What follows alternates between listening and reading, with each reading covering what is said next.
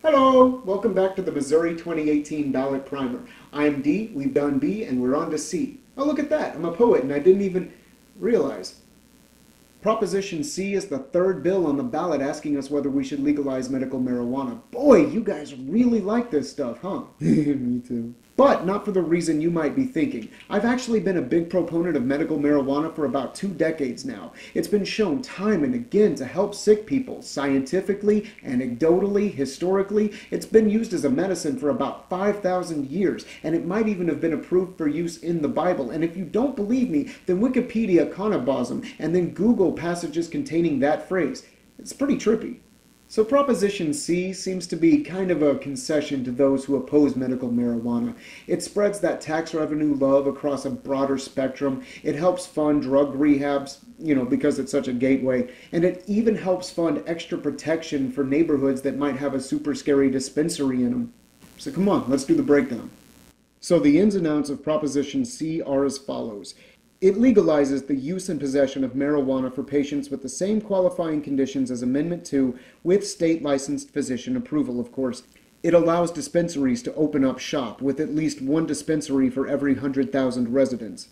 It allows patients to buy up to 2.5 ounces of marijuana every 2 weeks. It allows for the possession of a 60-day supply of marijuana, and enacts a 2% sales tax on all marijuana purchases. That 2% sales tax would be spent on veteran services, drug treatment, education, public safety in areas with a dispensary, and of course, oversight of the medical marijuana program. That all sounds pretty dope, no pun intended, so what's wrong with it?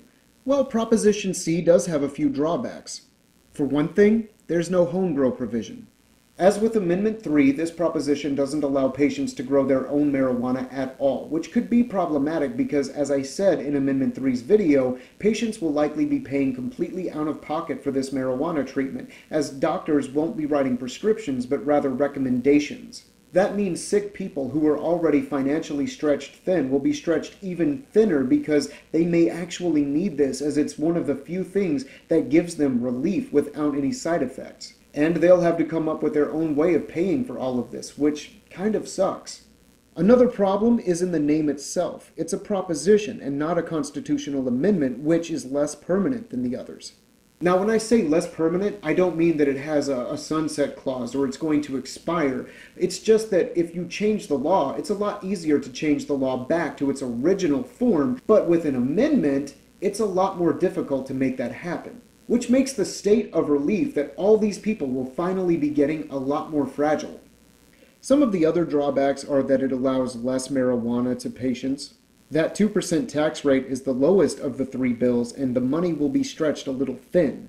And finally, this is more of a personal beef, but the proposition is sponsored by dark money. Personally, I'm all about transparency in government and getting our democracy back to us, so I generally oppose anything that's sponsored by dark money. But let's move beyond that and consider the points that resonate with everybody. Look, that 2% sales tax is going to be sliced up and put on a lot of different plates, and I'm not sure if that's going to do much to make a dent in any of them. All joking aside, I do think that we need to fund a ramp-up of police presence in neighborhoods with a dispensary because that's going to be a pretty hot commodity for a while.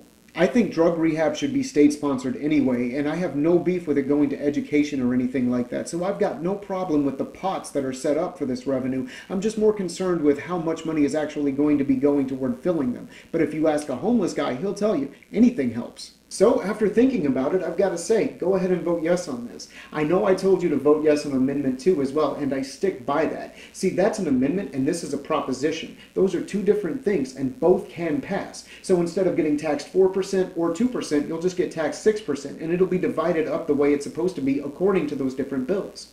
Plus, if you vote yes on both, you have a greater chance of at least getting one to pass. I like C! That's it from me. Join me next time when D does D. Peace. Oh,